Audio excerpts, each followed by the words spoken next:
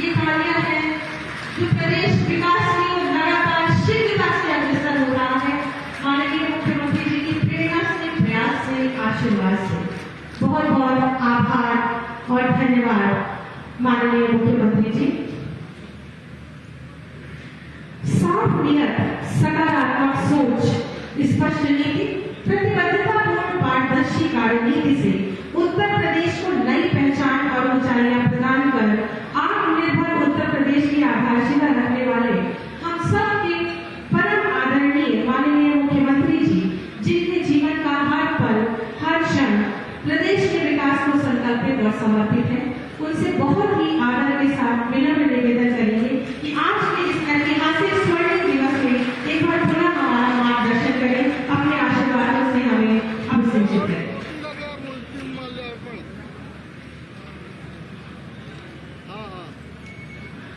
भारत माता की, भारत माता की, भारत माता की।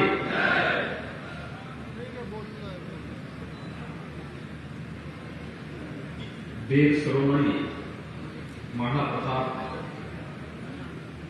की मूर्ति के लोकार्पण,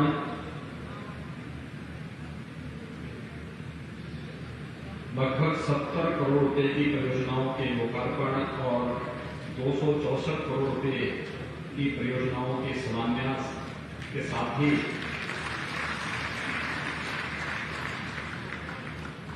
प्रयागपुर के राजा महाराजा रुद्रेंद्र विक्रम सिंह जी की मूर्ति के अनावरण कार्यक्रम के लिए आज विशेष रूप से आयोजित आज के समारोह में मेरे साथ यहाँ मंच पर उपस्थित प्रदेश के जल शक्ति मंत्री डॉक्टर महेंद्र सिंह जी, जनपद बहराइच के प्रभारी मंत्री समीर राजभर जी, प्रदेश में सहकारिता आंदोलन को एक नई दिशा दे रहे मेरी सरकार में ही सहयोगी मंत्री श्री मुकुट बिहारी वर्मा जी,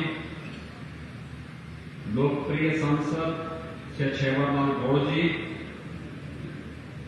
मान्य विधायकगण श्रीमती अनुपमा जायसवाल जी, श्री सुरेश्वर सिंह जी, श्री सुभाष त्रिपाठी जी, श्रीमती माधुरी वर्मा जी, श्रीमती सरोज सोनकर जी, भारतीय जनता पार्टी के जिला के अध्यक्ष श्री श्यामकरण टेकड़ीवाल जी, पूर्व विधायक श्रीमती नीलम सिंह जी,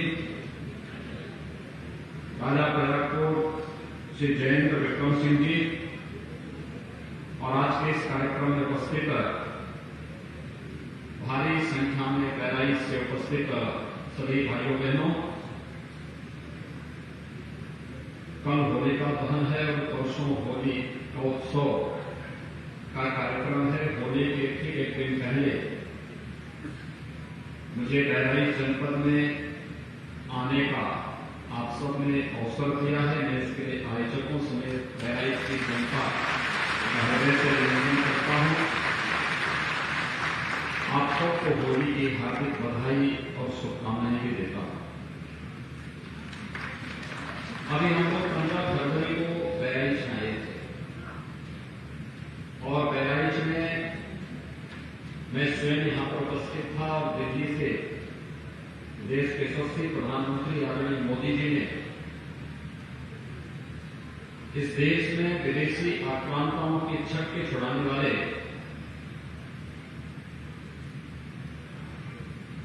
महाराज सुहेलदेव के भव्य स्मारक के कार्य का यहां पर शिलान्यास संपन्न किया था। इससे पहले मुझे यहां आने का अवसर प्राप्त हुआ था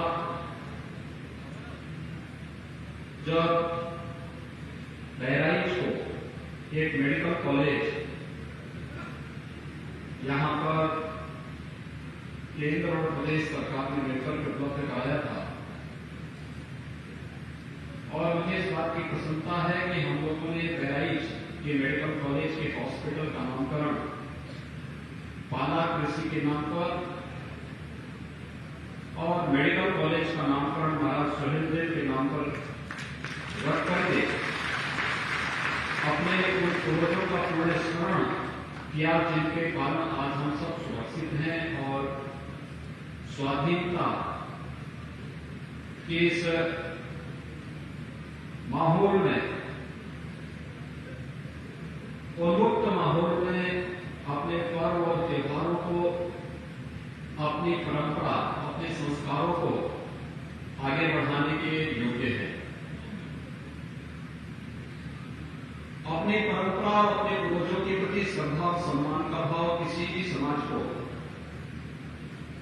हमेशा प्रगति के पथ पर अग्रसर करके समृद्धि की ओर अग्रसर करता है और यही भाव आज बहराइच एक बार फिर से दोहरा रहा है।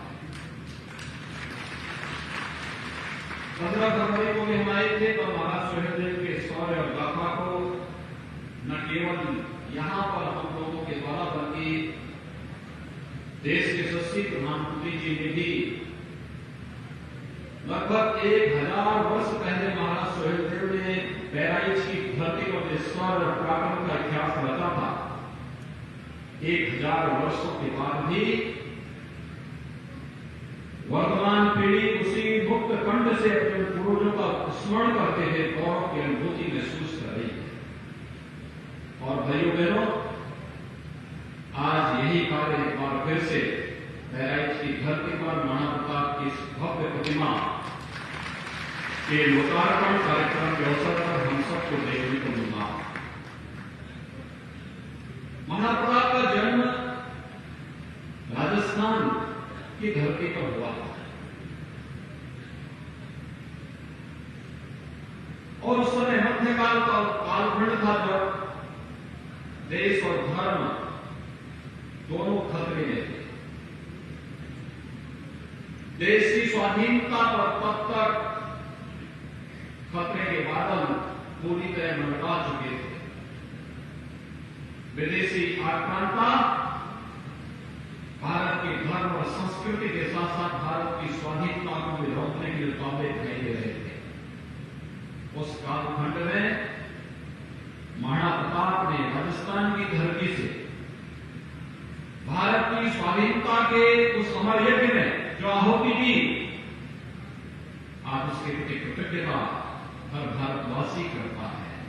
और ठीक कहा यहां पर श्री मुकुट बिहारी वर्मा जी ने कि आज भी हर भारतीय परिवार जब भी अपने पुत्र को आशीष देता है तो ये कहता है कि तुम महाराणा प्रताप की तरह बनो, छत्रपति शिवाजी की तरह बनो, गुरु गोविंद सिंह की तरह बनो।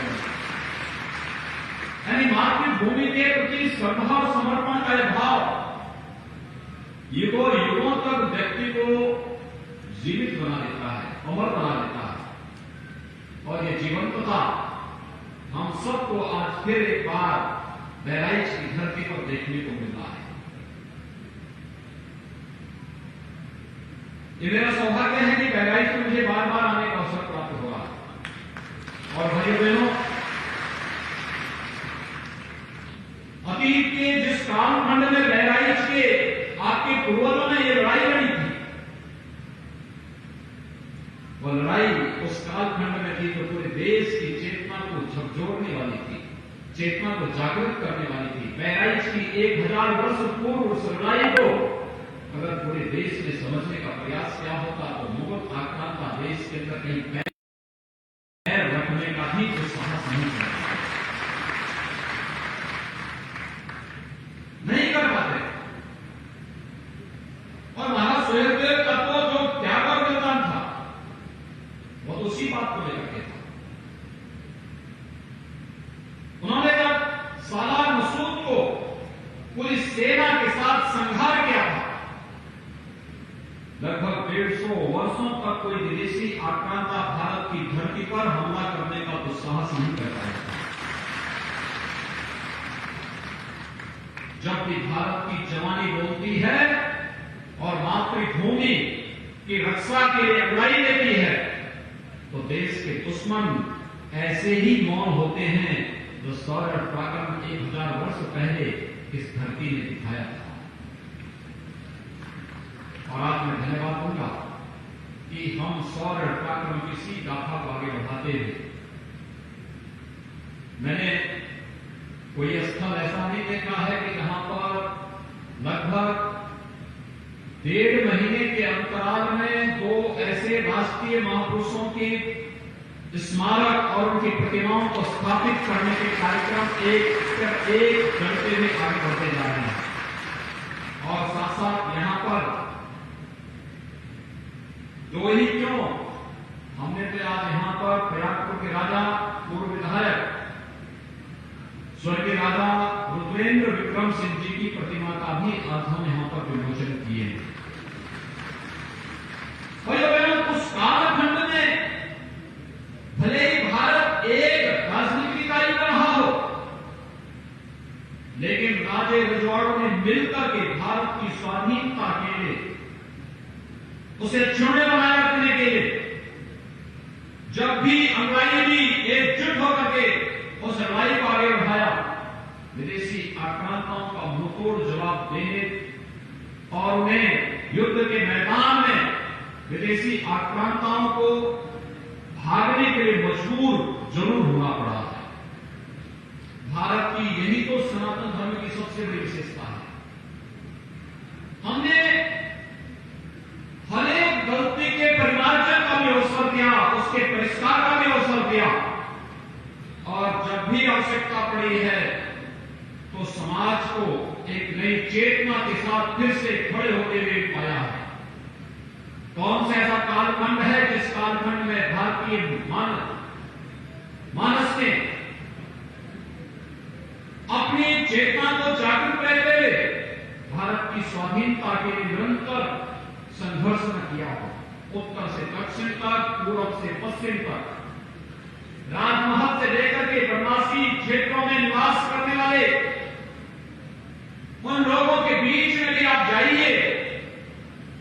झारखंड में अगर आप जाएंगे, भगवान बिरसा मुंडा के त्याग और बलिदान की कहानी कुछ नई ही रूप में हमें संदेश देती है। आप सुदूर नागालैंड में जाइए, नागालैंड ने भी देश की स्वाधीनता के लिए उस कालखंड में वहां की रानी ने जो योगदान दिया था, ये किसी से छुपा हुआ नहीं है। ऐसे ही आप देश के अंदर जाइए। आप अभी पिछले दिनों में झांसी के अंदर जाने का अवसर प्राप्त हुआ था। झांसी के अंदर 1857 के प्रथम स्वातंत्र समर में रानी लक्ष्मीबाई ने देश की स्वाधीनता की कमान अपने हाथों में लेकर के जो लड़ाई देश के प्रथम स्वातंत्र समर की लड़ी थी, अवंतीबाई ने, झलकारी बाई ने, उदा देवी ने जो एक संघर्ष किया था, ये गौरव गाथा आज भी हम सबको आगे बढ़ने के लिए निरंतर प्रेरित करती है। और मैं बहराइच वासियों को बधाई देता हूं कि उस गौरव गाथा को एक निरंतरता बनाए हुए है।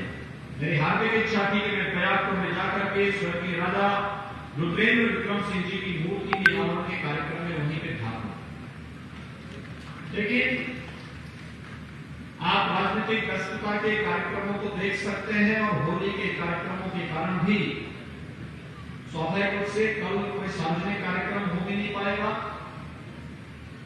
और ये कार्यक्रम पूर्व निश्चित था, इसमें एक साथ ये सभी कार्यक्रम हो रहे हैं। और मुझे बताते हुए प्रसन्नता है कि बहराइच के चित्तौड़ा नामक स्थान पर, जहां पर महाराज सोहेलदेव के भव्य स्मारक का निर्माण कार्य प्रारंभ हो रहा है, प्रधानमंत्री जी ने जिसका शिलान्यास किया है,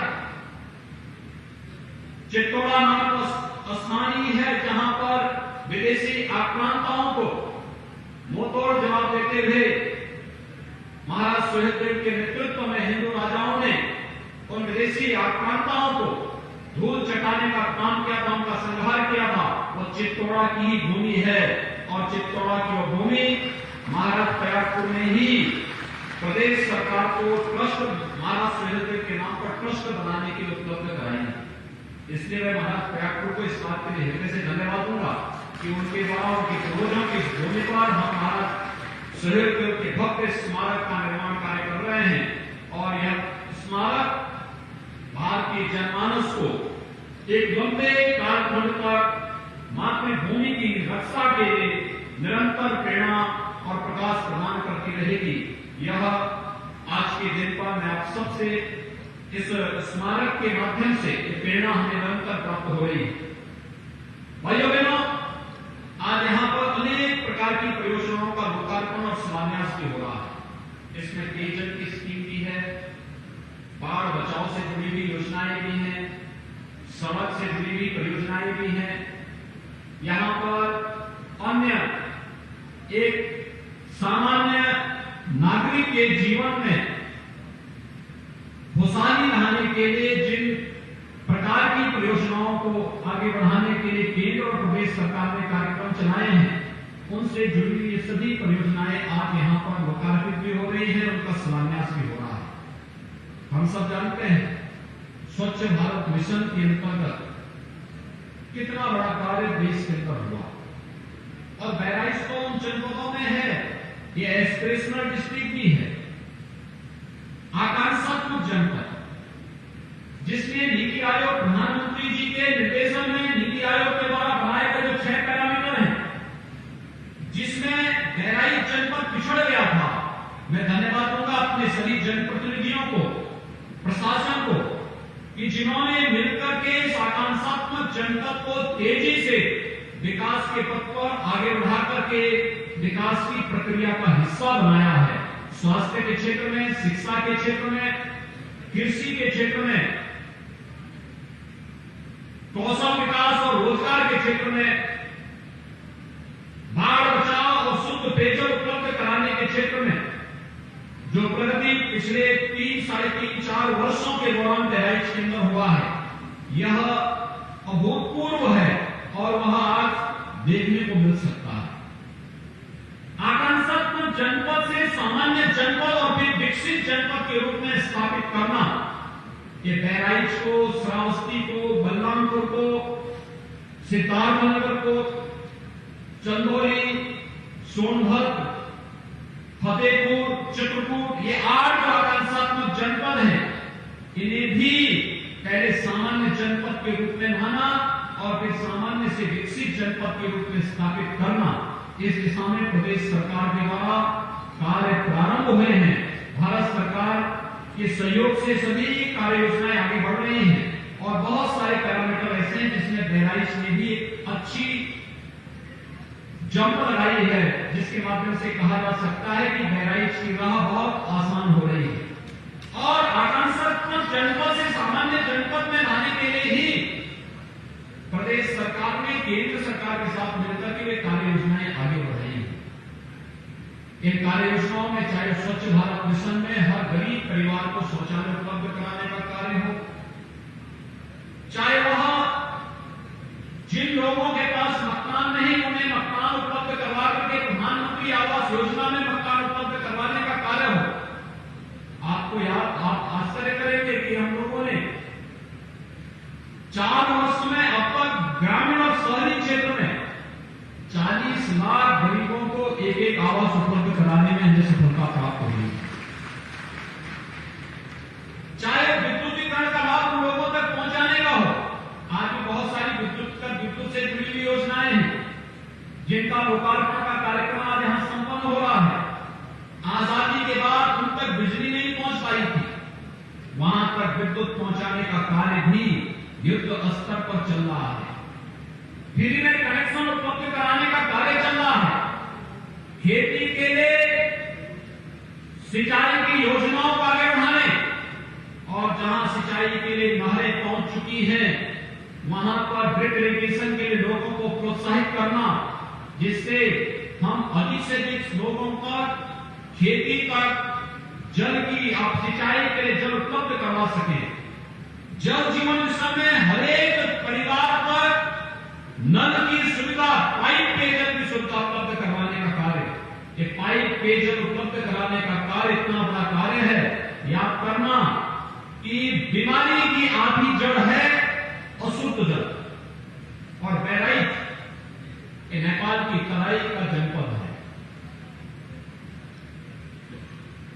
गोरखपुर, बस्ती, देवीपाटन, कमिश्नरी, ये जितने भी नेपाल की तराई से जुड़े हुए जनपद हैं, तमाम संचारी रोगों से ग्रसित होते हैं बरसात के समय। उसमें दिमागी बुखार भी एक है। दिमागी बुखार से प्रतिवर्ष इन सभी क्षेत्रों में हजारों बच्चों की मौतें होती हैं। दिमागी बुखार का कारण क्या है? गंदगी है और अशुद्ध पेयजल है। खुले में शौच से रोकना और हर घर को शुद्ध पेयजल की आपूर्ति उपलब्ध करवा देना।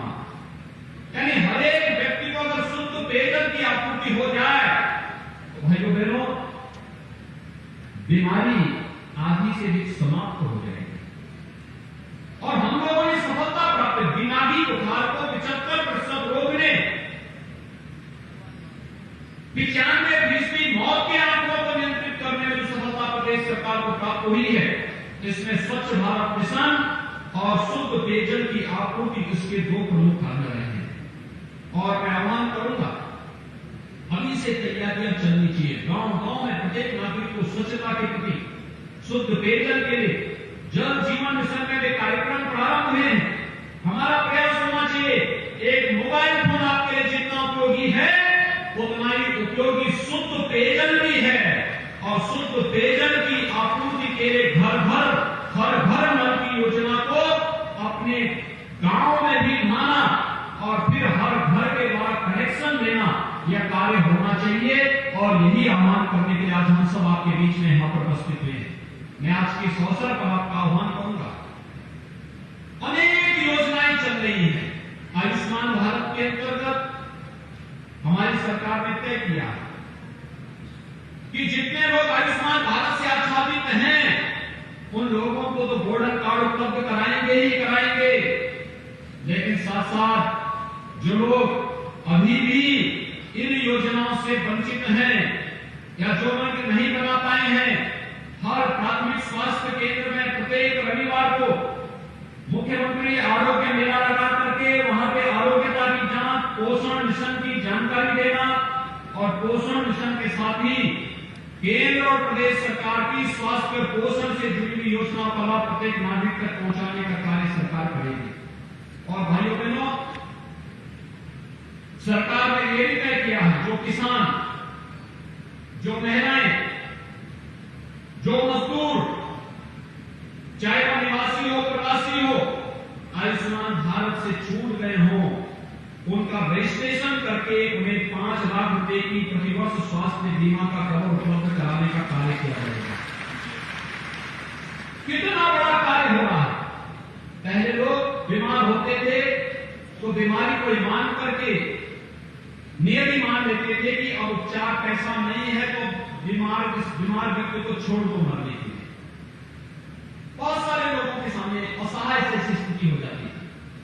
आज तो हम लोग हर महीने, यानी मैं पिछले 4 वर्षों में जिस भी गरीब परिवार में किसी जनप्रतिनिधि ने किसी ने आवेदन भी किया है कि वो बीमार है, उसको उपचार के लिए पैसा चाहिए, हमने जिलाधिकारी से इसे प्रमाणित करवा करके जो भी कागज मेरे पास आए हैं, ऐसे लगभग 900 करोड़ रुपए उन गरीब परिवारों के उपचार में खर्च किए हैं जिनके पास कोई देखभाल करने वाला नहीं। और आज तो प्रधानमंत्री मोदी जी के कारण आयुष्मान भारत की योजना आ चुकी है।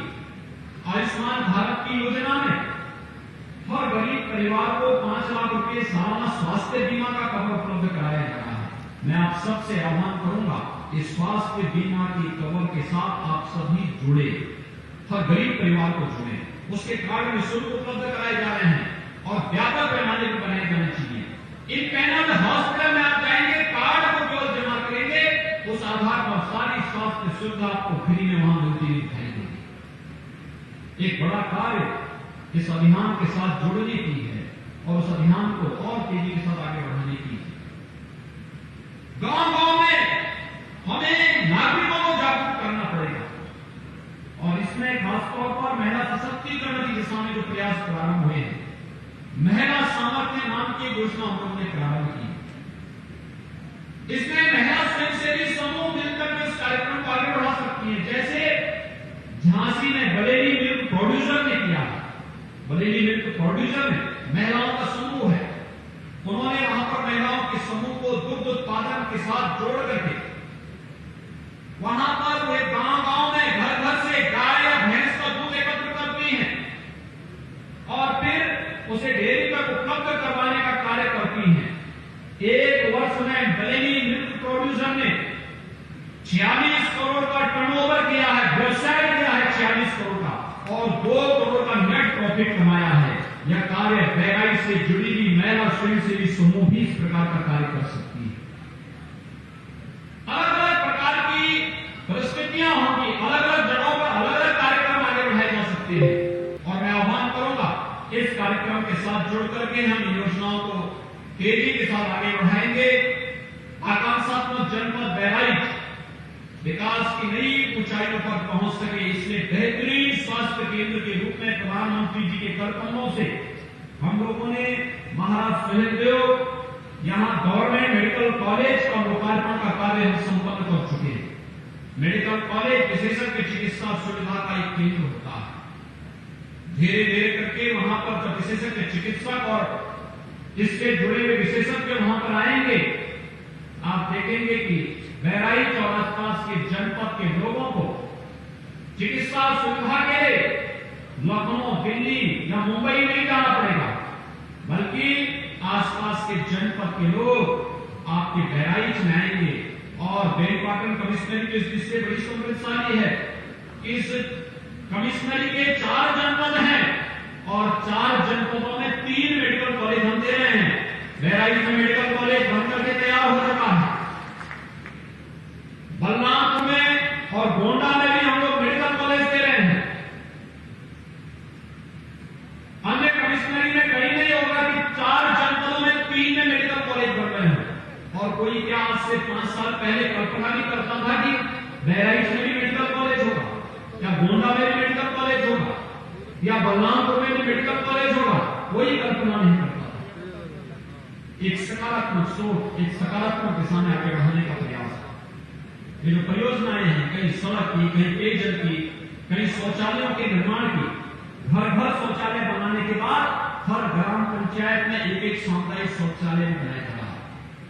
सामुदायिक शौचालय में देखभाल की व्यवस्था गांव की एक महिला को सौंपा जा रहा है और उस महिला को 6,000 रुपए हर महीने देने का काम भी हम लोग ग्राम पंचायत निधि से उपलब्ध करवाने का कार्य किया जा रहा है। भाइयों बहनों, विकास की योजनाओं का लाभ प्रत्येक नागरिक को प्राप्त हो, यह आज की आवश्यकता है। हम सब इस अभियान के साथ जुड़ेंगे। समाज में हर चेहरे पर खुशहाली होगी तो समाज में खुशहाली होगी। हर बच्चा स्वस्थ होगा तो परिवार स्वस्थ होगा, समाज स्वस्थ होगा, देश स्वस्थ होगा और स्वस्थ समाज और स्वस्थ राष्ट्र ही एक सशक्त राष्ट्र के निर्माण की परिकल्पना को साकार कर सकता है। आप सब होली के एक दिन पहले इतने बड़े भव्य कार्यक्रम के साक्षी बन रहे हैं। राष्ट्रनायक महाराणा प्रताप की भव्य प्रतिमा के लोकार्पण के कार्यक्रम में साक्षी बने हैं। मैं महाराणा प्रताप को कोटि कोटि नमन करता हूं। मैं महाराज सुहेलदेव को कोटि कोटि नमन करता हूं। राजा रुद्रेंद्र विक्रम सिंह जी की मूर्ति के अनावरण के अवसर पर मैं विनम्र श्रद्धांजलि अर्पित करता हूं।